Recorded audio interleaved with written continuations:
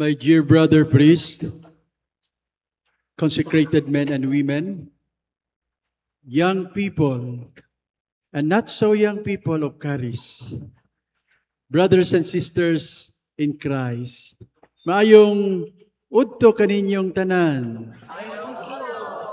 You all look beautiful today. Ganahan dayon ay. Obviously, the light of Jesus is shining brightly in each one of us. Amen? Pakpakan nato ang tanan.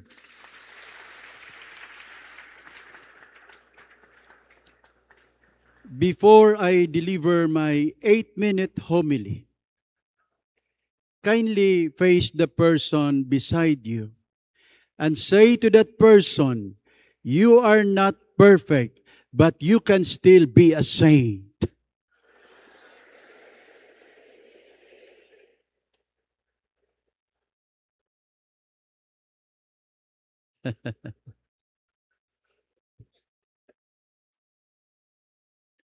Dili ka perpekto, pero pwede ka mahimong santo. Tuo mo, ana? The question is why. Today's readings will tell us the reasons. Today, Jesus tells us something powerful and personal. You don't need to be perfect to be holy. You just need to be humble, honest, and open to God's mercy. 3 important lessons from this Sunday's readings. First, a humble sinner is better in the eyes of God than a proud saint. Jesus tells us about the 2 people who went to the temple, a Pharisee who looked holy and a tax collector who looked hopeless. The Pharisee prayed, Lord, thank you. I'm not like other people. Then he bragged about his good works. Fasting, tithing, obeying. But the tax collector simply bowed down and said, Lord, have mercy on me. I am a sinner. The Pharisee prayed to impress. The tax collector prayed to confess. And Jesus said, it was the humble tax collector who went home justified. Lesson? God doesn't look at how loud you sing, how long you pray, or how many ministries in Caris you join. He looks at your heart. Sometimes, my dear friends, we are tempted to compare ourselves with others. At least I attend Mass, Bishop. At least I am not like them. I am not corrupt. I don't steal people's money. May gani, di ko parihaan ng taga DPWH. Di ko samaan ng mga corrupt nga politiko. Dali kay tamuingon ana, no? We are quick to judge. But I don't know if we are not truly like some of them. Only God can tell. True prayer doesn't begin with boasting, but with bowing. Indeed, it is true, a humble sinner is better than a self-righteous saint. That's the first one. Second, there is power in a humble prayer. The prayer of the tax collector was short but sincere.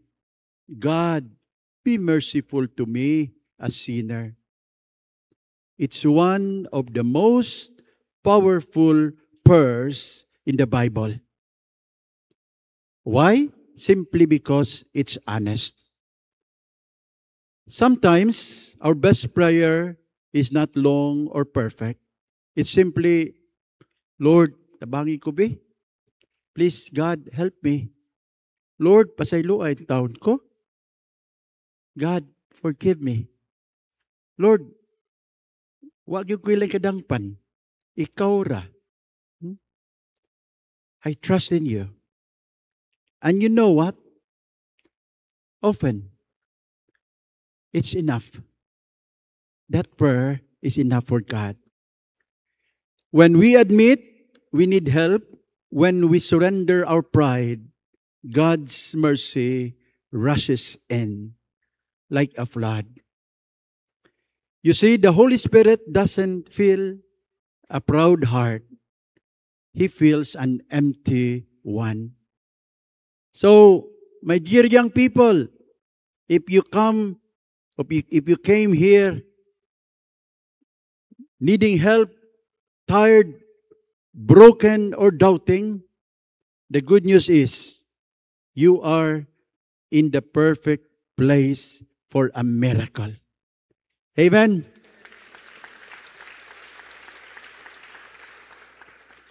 Finally, humility brings healing and peace.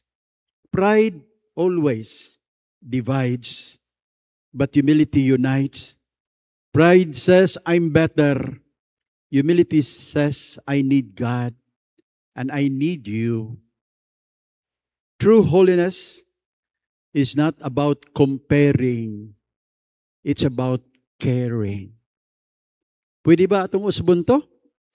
Holiness is not about comparing. It's about caring.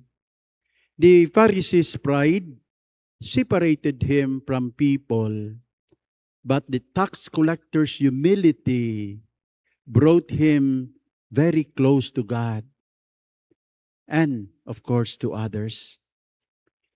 If you want peace in your family, barkada, or ministry, don't forget, always start with humility. Learn to say, I'm sorry. I was wrong. Pasaylo ako. Kung sa may akong buhaton sunod para makabawi ko nimo. Salamat kaayo ha. Tabangi gihapon ko. If we can say these words, I doubt if we still quarrel with each other. The Holy Spirit moves powerfully through humble hearts. My dear young friends, kitang tanan man no, mga young no? Ha, sakto ba ko? Dili man lang sila young. Kita pod. Ha? Kita pod. We are all young. Amen? And we are all sinners. Loved by God. We don't have to pretend to be perfect, to be loved. Daghan ba kayong mga batanon, ma-depress, maluya sila, kay grabe ang expectation ba sa mga parents, no? Sa mga auntie, uncle, sa family, grabe kay expectation ba ang atong mga kabatanunan maluya, no? Sometimes ma-depress sila, luoy. But today, God is telling you, my dear young people, you don't need to impress people. Just be faithful to me. Amen? So, we just have to be real before the Lord. If the world tells you you are not enough, Jesus tells you you are loved, you are forgiven, and you are called to be a saint. So when you go back home after this gathering, be God's light. Don't shine so that others will see you or notice you. Shine rather so that others can experience Jesus through you. Amen? So be humble in service, joyful in prayer, and always on fire in love. Pakpakan na to ang Ginoo. 'Di